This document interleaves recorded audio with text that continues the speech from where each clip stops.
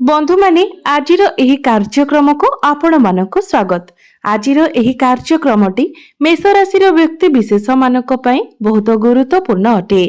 तो आपणकर जदि मेष राशि होइथाय तो भिडियोटी को स्किप न करी थरे मात्र शेष पर्यंत निश्चय देखंतु।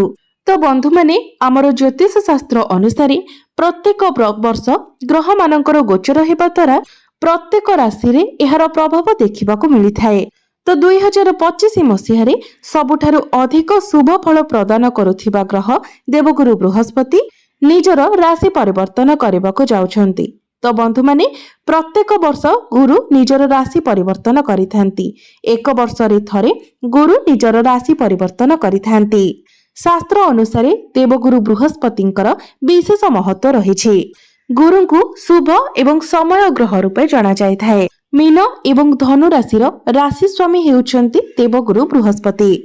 बृहस्पति ग्रह शिक्षा, विवाह, संतान, धन, धर्म और आपणकर कार्य क्षेत्रर कारक ग्रह अटंती।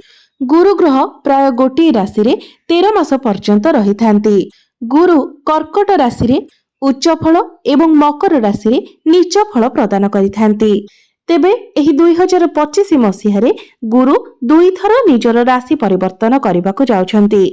प्रथमे मे 15 तारिख रे गुरु मिथुन राशि रे गोचर करिवे एवं 19 अक्टोबर को कर्कट राशि रे गोचर करिवे।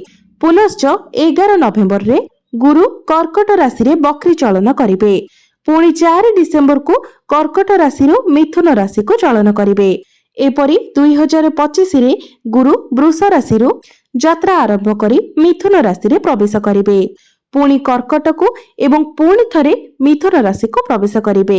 एपरी भाबे गुरु निजर 13 मासर यात्रा पूर्ण करिवे, जहार फल स्वरूप प्रत्येक राशि रे किछि शुभ फल एवं अशुभ फल प्राप्ति हेबो। तेबे देवगुरु बृहस्पतिंकर एही गोचर मेष राशि व्यक्ति विशेष मानक उपरे किभली प्रभाव पकाइबो से विषय रे आजिर एही भिडियो रे आमे माने विस्तार भाबरे जानिबा। तो सेथिपाई जदि आपणकर मेष राशि होइथाय तो भिडियोटी को लाइक करी चैनल टी को सब्सक्राइब करि दियंतु एवं कमेंट बॉक्स रे भक्ति एवं श्रद्धार सहित जय श्री जगन्नाथ निश्चय लिखंतु। बंधु माने गुरुंकर एही गोचर मिथुन राशि को हेबा द्वारा देवगुरु बृहस्पति मेष राशि व्यक्ति विशेष मानकर तृतीय भाव को प्रभावित करिवे। तो तृतीय भाव रे गोचर करबा द्वारा गुरुंकर पंचम दृष्टि आपणकर सप्तम भाव उपरे रहिबो। गुरुंकर सप्तम दृष्टि आपणकर नवम भाव उपरको रहिबो एवं गुरुंकर नवम दृष्टि आपणकर एकादश भाव उपरको रहिबो, जहा फल रे मेष राशि व्यक्ति विशेष मानकर जीवन रे अपार सफलता एवं भाग्य रे वृद्धि हेबाको जाउछि। एही गोचर हेबा द्वारा आपणकर क्यारियर रे पदोन्नति हेबो, व्यवसाय रे लाभ हेबो एवं धन आगमनर अनेक स्रोत मध्य आपणको मिलि जिवो। तेबे राहु मध्य आपणकर 18 मई ठारू आपणकर एकादश भावरे गोचर करिवे। तो गुरुंकर दृष्टि राहुको उपरे पड़िबो। तो धन तो आपण इनकम करिवे, आपणकर आर्थिक स्थिति बहुत भल रहिबो, आपणकर इनकम बढ़िबो, मात्र खर्च मध्य आपण सही भली भावरे करिवे। सेति पई आपण निजर खर्च को नियंत्रण रे रखंतु। धन आसुची बोली आपण अजथा खर्च करंतु नाही, धन को संचय करिबा पई चेष्टा करंतु। तो एहा परे गुरुंकर पंचम दृष्टि आपणकर सप्तम भाव उपरको रहिबो, जहा फल रे मेष राशि व्यक्ति विशेष जो माने अविवाहित अछंती आपणकर विवाह बयस होई जायथिले मध्य आपणकर विवाह होई पारु नथिला, अनेक बाधा विघ्न आसुथिला। तो वर्तमान आपणकर विवाह जोग खोली जिवो, आपणक पई भल प्रस्ताव आसीबो एवं आपणकर विवाह मध्य होई जिवो। एहा व्यतीत जदि आपण विवाहित अटंती एवं आपणकर वैवाहिक जीवन रे जदि किछि समस्या थिला तो से सब मध्य दूर होई जिवो। आपणकर वैवाहिक जीवन सुखमय हेबो, आपणक मध्यरे तालमेल भल रहिबो, बुझामणा मध्य भल रहिबो एवं आपणक मध्यरे भल पाइबा मध्य बढ़िबो। परिवार रे सुख, शांति एवं समृद्धि आसीबो। आपणकर व्यवसाय रे उन्नति हेबो। पूर्वरु व्यवसाय रे जो मांदावस्था थिला ताहा दूर होई जिवो। आपणकर बिजनेस रे ग्रोथ आसीबो। प्रत्येक क्षेत्ररु आपणकर रोजगार रे वृद्धि हेबो। गुरुंकर सप्तम दृष्टि आपणकर नवम भाव उपरको पड़िबा द्वारा आपणकर भाग्य रे वृद्धि हेबो। କାରଣ ନବମ ଭାବଟି ହୋଇଥାଏ ଭାଗ୍ୟର ଭାବ। ତ ଯଦି ପୂର୍ବରୁ ଆପଣଙ୍କର କାର୍ଯ୍ୟରେ ଅନେକ ପ୍ରକାରର ବାଧାବିଘ୍ନ ଆସୁଥିଲା, କାର୍ଯ୍ୟରେ ବିଳମ୍ବ ହେଉଥିଲା, ଆପଣଙ୍କର କାର୍ଯ୍ୟ ଅଧାରେ ଅଟକି ରହୁଥିଲା, ତ ବର୍ତ୍ତମାନ ଆପଣଙ୍କର କାର୍ଯ୍ୟଗୁଡ଼ିକ ପୁନର୍ବାର ହେବାକୁ ଲାଗିବ। କାର୍ଯ୍ୟରେ ଆପଣଙ୍କୁ ସଫଳତା ମିଳିବ। ଆପଣଙ୍କ ପିତାଙ୍କର ସ୍ୱାସ୍ଥ୍ୟରେ ସୁଧାର ଆସିବ। ଆପଣଙ୍କର ପିତାଙ୍କ ସହିତ ଆପଣଙ୍କର ସମ୍ପର୍କ ଭଲ ରହିବ। ଆପଣଙ୍କ ପିତା ଧାର୍ମିକ ସ୍ୱଭାବର ହେବେ। ପିତାଙ୍କ ସହିତ ଆପଣ ଧାର୍ମିକ ଯାତ୍ରା ମଧ୍ୟ କରିପାରନ୍ତି। ଏହା ସହିତ ପରିବାରରେ ଭାଗ୍ୟର ସହଯୋଗ ମଧ୍ୟ ମିଳିବ। କର୍ମମୟ ଜୀବନରେ ଆନନ୍ଦ ଦେଖାଦେବ। ଆପଣଙ୍କର ଜୀବନ ଯାତ୍ରା ସୁଖଦ ହେବ ଏବଂ ଆପଣଙ୍କର ଭାଗ୍ୟରେ ମଧ୍ୟ ଉନ୍ନତି ଆସିବ। ଭାଗ୍ୟ କାରଣରୁ ଆପଣଙ୍କ ଜୀବନରେ ସୁଖ ସମୃଦ୍ଧି ବଢ଼ିବ। ସମାଜରେ ଆପଣଙ୍କୁ ମାନ ସମ୍ମାନ ପ୍ରାପ୍ତି ହେବ। ଗୁରୁଙ୍କର ନବମ ଦୃଷ୍ଟି ଆପଣଙ୍କର ଏକାଦଶ ଭାବ ଅର୍ଥାତ୍ ଲାଭ ସ୍ଥାନ ଉପରେ ପଡ଼ିବା ଦ୍ୱାରା ପୂର୍ବରୁ ଆପଣଙ୍କର ରୋଜଗାରରେ ଯେଉଁ କମି ଥିଲା ସେସବୁ ଆପଣଙ୍କର ଦୂର ହୋଇଯିବ। ରୋଜଗାର ସମ୍ବନ୍ଧୀୟ ଯେଉଁ ସମସ୍ୟା ରହିଥିଲା ସେସବୁ ମଧ୍ୟ ଦୂର ହୋଇଯିବ। ବ୍ୟବସାୟରେ ଲାଭ ହେବ। କ୍ୟାରିୟରରେ ଉନ୍ନତି ଆସିବ। ସମାଜରେ ମାନ ସମ୍ମାନ ବଢ଼ିବା ସହିତ ରୋଜଗାରର ଅନେକ ସ୍ରୋତ ମଧ୍ୟ ଆପଣଙ୍କୁ ମିଳିଯିବ। ସୁଖ ସମୃଦ୍ଧି ମାନ ସମ୍ମାନ ଏପରି ଅନେକ କିଛି ଆପଣଙ୍କ ପରିବାରକୁ ମିଳିବାକୁ ଯାଉଛି।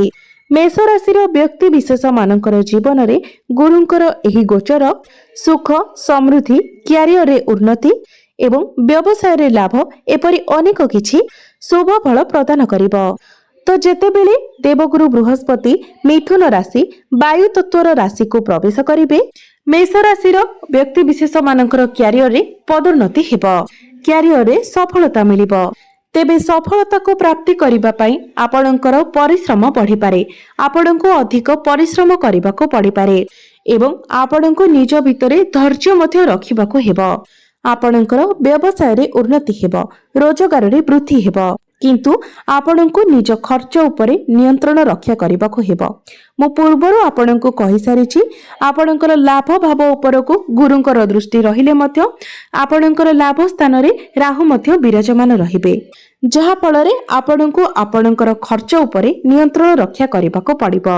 ଶିକ୍ଷା କ୍ଷେତ୍ରରେ ଆପଣଙ୍କର ଉନ୍ନତି ହେବ। ଶିକ୍ଷା କ୍ଷେତ୍ରରେ ଆପଣଙ୍କୁ ନୂତନ ସୁଯୋଗ ପ୍ରାପ୍ତି ହେବ। ବହୁତ ଗୁଡ଼ିଏ ଅପରଚ୍ୟୁନିଟି ଆପଣଙ୍କୁ ମିଳିବ। ପାଠପଢ଼ା ଦୃଷ୍ଟିରୁ ବର୍ଷଟି ଆପଣଙ୍କ ପାଇଁ ଭଲ ରହିବ, କିନ୍ତୁ ଆପଣଙ୍କୁ ଆପଣଙ୍କ ମନକୁ ନିୟନ୍ତ୍ରଣରେ ରଖିବାକୁ ହେବ। ଆପଣଙ୍କର ପ୍ରେମ ଜୀବନରେ ଏବଂ ବୈବାହିକ ଜୀବନରେ ଆପଣଙ୍କ ମଧ୍ୟରେ ଭଲ ପାଇବା ବଢ଼ିବ। ଜୀବନରେ ସୁଖ ସମୃଦ୍ଧି ଆସିବ। ଆପଣଙ୍କ ମଧ୍ୟରେ ଭଲ ବୁଝାମଣା ରକ୍ଷା କରନ୍ତୁ। ନିଜର ବାଣୀ ଉପରେ ସଂଯମତା ରଖନ୍ତୁ, କାରଣ ଆପଣଙ୍କ ରାଶିରେ ଚଳିତ ବର୍ଷ ଶନି 7.5ର ମଧ୍ୟ ଆରମ୍ଭ ହେଉଛି। ତ ସେଥିପାଇଁ ଆପଣଙ୍କର ବାଣୀ ଉପରେ ନିୟନ୍ତ୍ରଣ ରହିବ ନାହିଁ। ଆପଣ ତେଣୁ ନିଜର ବାଣୀ ଉପରେ ନିୟନ୍ତ୍ରଣ ରକ୍ଷା କରନ୍ତୁ। ପ୍ରତ୍ୟେକ କ୍ଷେତ୍ରରେ ଗୁରୁଙ୍କ ଚଳନ ହେତୁ ଆପଣଙ୍କୁ ମାନ ସମ୍ମାନ ପ୍ରାପ୍ତି ହେବ। ଏହା ସହିତ ଆପଣ ତୀର୍ଥଯାତ୍ରା ମଧ୍ୟ କରିପାରନ୍ତି, କିନ୍ତୁ ଖର୍ଚ୍ଚରେ ଆପଣଙ୍କୁ ନିୟନ୍ତ୍ରଣ କରିବାକୁ ହେବ। ତେବେ 2025 ମସିହାରେ ଦେବଗୁରୁ ବୃହସ୍ପତି 11 ନଭେମ୍ବରରୁ 4 ଡିସେମ୍ବର ପର୍ଯ୍ୟନ୍ତ କର୍କଟ ରାଶିରେ ମଧ୍ୟ ବକ୍ରି ଗୋଚର କରିବାକୁ ଯାଉଛନ୍ତି। ତ ଏହି ସମୟ ମଧ୍ୟରେ ମେଷ ରାଶିର ବ୍ୟକ୍ତି ବିଶେଷ ମାନଙ୍କ ଜୀବନରେ କିଛି ପ୍ରଭାବ ଦେଖିବାକୁ ମିଳିବ। ତ ଏହି ସମୟରେ ଗୁରୁ ମେଷ ରାଶିରେ ଚତୁର୍ଥ ଭାବରେ ଗୋଚର କରିବେ, ଯାହା ଫଳରେ ଗୁରୁଙ୍କର ବକ୍ରି ଦୃଷ୍ଟି ଏହି ସମୟରେ ଆପଣଙ୍କର ଅଷ୍ଟମ ଭାବ, ଦଶମ ଭାବ ଏବଂ ଦ୍ୱାଦଶ ଭାବ ଉପରକୁ ରହିବ, ଯାହା ପ୍ରଭାବରେ ଆପଣଙ୍କୁ କିଛି ଶୁଭ ଫଳ ଏବଂ କିଛି ଅଶୁଭ ଫଳ ମଧ୍ୟ ପ୍ରାପ୍ତି ହେବ। ଗୁରୁଙ୍କର ଦୃଷ୍ଟି ଅଷ୍ଟମ ଭାବ ଉପରକୁ ରହିବା ଦ୍ୱାରା ଯେଉଁମାନେ ଇଞ୍ଜିନିୟରିଂ କରୁଛନ୍ତି, ମେଡିକାଲ ଲାଇନରେ ଅଛନ୍ତି ଏବଂ ଯେଉଁମାନେ ରିସର୍ଚ୍ଚ ଲାଇନରେ ଅଛନ୍ତି ସେମାନଙ୍କୁ ବହୁତ ଅଧିକ ସଫଳତା ମିଳିବ। ଆପଣଙ୍କୁ ଗୁପ୍ତ ଜ୍ଞାନ ପ୍ରତି ରୁଚି ବଢ଼ିବ, ଯେମିତିକି ଜ୍ୟୋତିଷ ବିଦ୍ୟା, ତନ୍ତ୍ର ବିଦ୍ୟା ଏସବୁ ପ୍ରତି ଆପଣଙ୍କର ଆଗ୍ରହ ଆସିବ। ତେବେ ଏହା ସହିତ ଆପଣଙ୍କର କିଛି ସ୍ୱାସ୍ଥ୍ୟ ସମସ୍ୟା ମଧ୍ୟ ଦେଖାଦେଇପାରେ, ଯେମିତିକି ଷ୍ଟମାକ୍ ରିଲେଟେଡ୍ କିଛି ପ୍ରୋବ୍ଲେମ ଅର୍ଥାତ୍ ପାଚନ ତନ୍ତ୍ର ଜନିତ କିଛି ସମସ୍ୟା, ଏସିଡିଟି, ଗ୍ୟାଷ୍ଟ୍ରିକ୍ ପରି ସମସ୍ୟା ଏବଂ ଲିଭର ସମସ୍ୟା କିଛି ଆପଣଙ୍କର ଦେଖାଦେଇପାରେ। ତେବେ ଆପଣଙ୍କର ଜ୍ଞାନରେ ବୃଦ୍ଧି ହେବ।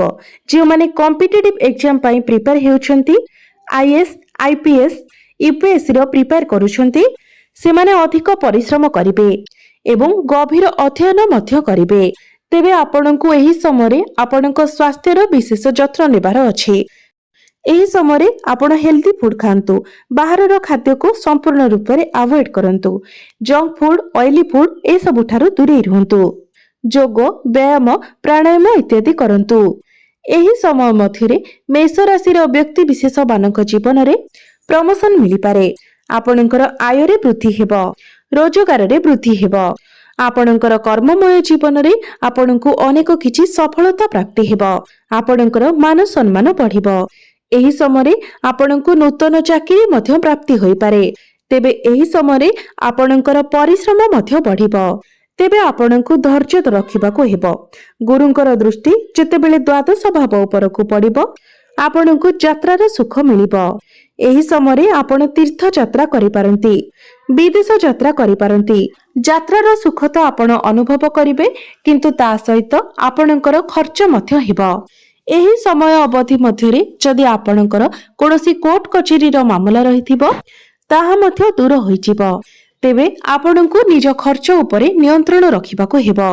ତ ମେଷ ରାଶିର ବ୍ୟକ୍ତି ବିଶେଷ ମାନେ ଗୁରୁଙ୍କର ଅଶେଷ କୃପା ପ୍ରାପ୍ତି କରିବା ପାଇଁ ଯେତେବେଳେ ଆପଣ କେଉଁଆଡେ ଯାତ୍ରା କରୁଛନ୍ତି, କୌଣସି ଶୁଭ କାମରେ ଯାଉଛନ୍ତି, ଅର୍ଜେଣ୍ଟ କାମରେ ଯାଉଛନ୍ତି, ସେତେବେଳେ ଆପଣ ହଳଦିଆ ରଙ୍ଗର ବସ୍ତ୍ର ପରିଧାନ କରନ୍ତୁ। ଆପଣ କୌଣସି ବ୍ୟକ୍ତିଙ୍କୁ, କୌଣସି ବ୍ରାହ୍ମଣଙ୍କୁ ହଳଦିଆ ରଙ୍ଗର ବସ୍ତ୍ର ମଧ୍ୟ ଦାନ କରିବା ଦ୍ୱାରା ଆପଣଙ୍କୁ ଶୁଭ ଫଳ ପ୍ରାପ୍ତି ହେବ। ଏହା ବ୍ୟତୀତ ପ୍ରତ୍ୟେକ ଗୁରୁବାର ଦିନ ଆପଣ ଗୁରୁଙ୍କର ବୀଜ ମନ୍ତ୍ର ମଧ୍ୟ 108 ଥର ଜପ କରନ୍ତୁ। ଆପଣଙ୍କ ଜୀବନରେ ଆପଣଙ୍କୁ ଅଧିକ ସୁଖ, ସମୃଦ୍ଧି ଏବଂ ସଫଳତା ମିଳିବ। ଆପଣଙ୍କର ଯେଉଁ କାର୍ଯ୍ୟ ହୋଇପାରୁନଥିଲା, ସେ ସବୁ କାର୍ଯ୍ୟ ଆପଣଙ୍କର ହେବାରେ ଲାଗିବ। ତ ବନ୍ଧୁମାନେ, ଆପଣଙ୍କର ଜୀବନ ମଙ୍ଗଳମୟ ହେଉ, ଏହା ହିଁ ଈଶ୍ୱରଙ୍କ ନିକଟରେ ମୋର ପ୍ରାର୍ଥନା। ଧନ୍ୟବାଦ।